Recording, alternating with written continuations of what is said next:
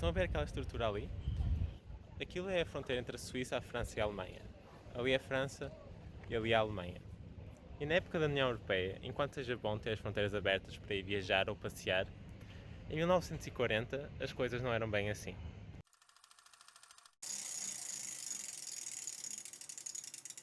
This country is at war with Germany. Blood, toil, tears. Never Fight field of with human growing confidence. confidence and growing strength in the air. By soldiers. Landing was made in We have never achieved a greater end than this. Victory at all costs.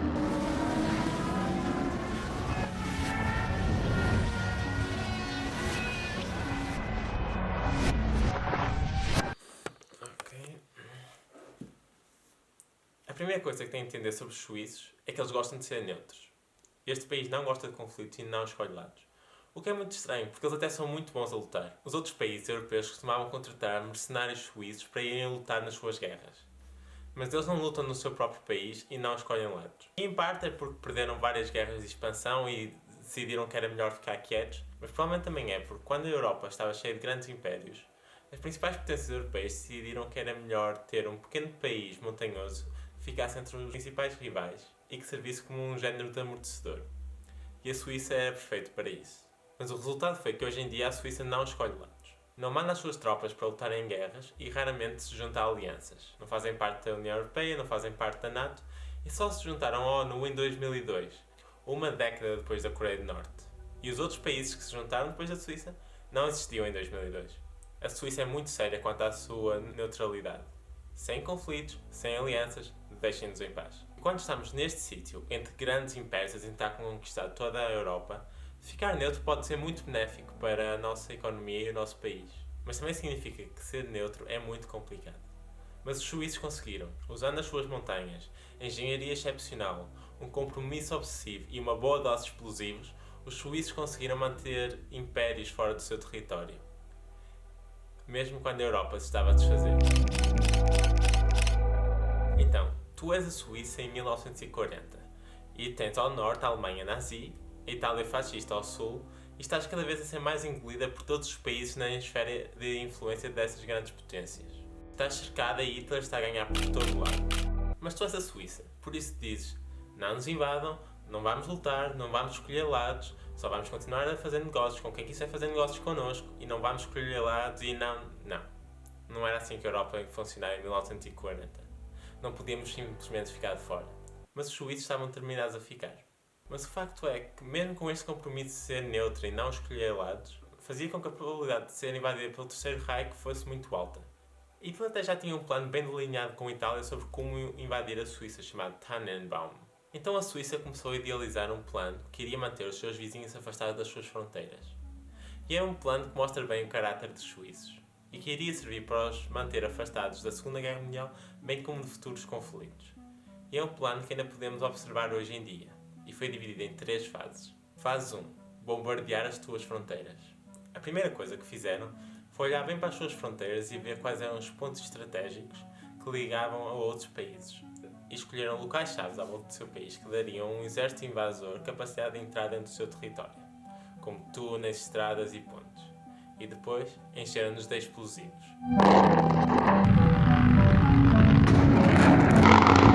Dinamite, TNT, tudo que simplesmente destruísse essas ligações. Na parte sul do país, a mais montanhosa, encheram as montanhas de explosivos, de forma a criar derrocadas artificiais que cortassem acesso nas estradas. O objetivo com tudo isto era que se algum exército invasor se aproximasse, bastava premirem um gatilho e cortavam todas as entradas no país, o que iria atrasar significativamente a invasão e dava-lhes tempo para recuarem para as montanhas.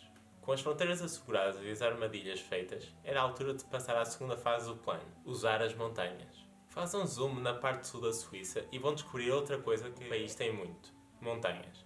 Montanhas grandes e gigantes cobrem metade do país.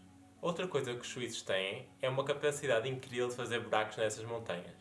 O país tem mais de 1000 túneis, um com 57 km. 57! Estas pessoas sabem fazer buracos nas montanhas como ninguém. E isso dá muito jeito quando a vossa situação é esta. A maior parte da população vive aqui, ou seja, não nas montanhas. Não havia grande separação entre as populações suíças e a Alemanha nazi. Depois de verem Hitler a marchar sobre Paris e a tomar conta da maior parte do território francês, os suíços ficaram preocupados que fossem os próximos e por isso armadilharam as fronteiras e começaram a pensar para onde podiam recuar e permanecer neutros. Nas montanhas começaram a construir enormes fortalezas, bunkers e túneis, literalmente dentro dos Alpes. Construíram milhares destas coisas e encheram-nos de armas e canhões, bem como cabos que estavam equipadas com suplementos, camas e espaços para viver. Às vezes estavam escondidos em passagens íngremes ou disfarçados de celeiros, mas na verdade eram bunkers com vários andares, cheios de explosivos, armas e homens prontos para combater. Quando a guerra acabou, a ideia de bunkers nas montanhas para se protegerem ficou muito enraizada nas ideias dos suíços e neste momento faz só parte da sua cultura. Depois da Segunda Guerra Mundial, a nova ameaça era a União Soviética e a Guerra Fria e a destruição nuclear.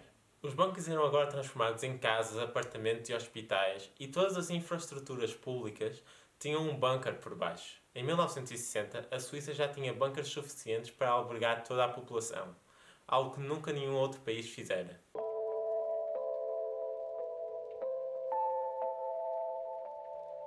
Ok, vamos agora falar do terceiro passo para a neutralidade, que é basicamente o lado negro da neutralidade suíça, e algo que ninguém gosta de falar, mas não o podemos esconder. Fase 3.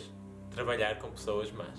Conseguir ficar neutro quando a tua situação é esta é muito complicado. E a Segunda Guerra Mundial foi uma tragédia horrível em que milhões de pessoas perderam a vida. Mas durante a guerra a Suíça tinha uma lei de neutralidade, ou seja, eles faziam negócio com toda a gente independentemente do lado, fossem os Axis liderados por Hitler ou os aliados e Churchill. Mas na realidade, a Suíça comerciou muito mais com a Alemanha, fornecendo-lhes armas antiaéreas e outros equipamentos militares como munições. Em adição a isso, a Suíça permitiu que as forças nazis guardassem muita quantidade do seu ouro e arte que tinham roubado às vítimas da Segunda Guerra e principalmente do Holocausto dentro das suas fronteiras. Escusado será dizer que não é a melhor parte da história suíça.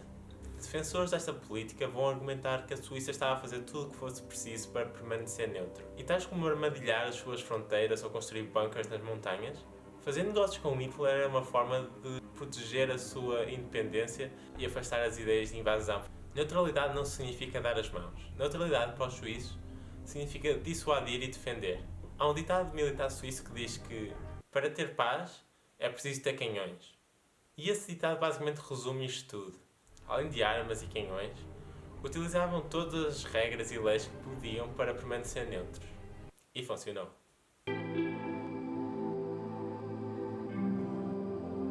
Ok, a guerra acabou e a Suíça permaneceu neutra. E agora já não precisa tomar tantas medidas drásticas para permanecer assim. Por isso o que fazer com tantos explosivos e bunkers?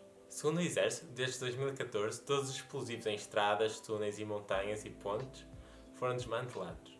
E os bunkers agora são só usados como armazéns para os locais. Por isso, os suíços permaneceram neutros, continuam a sê-lo e não se importam de fazer tudo o que for preciso para permanecer assim. Obrigado por verem.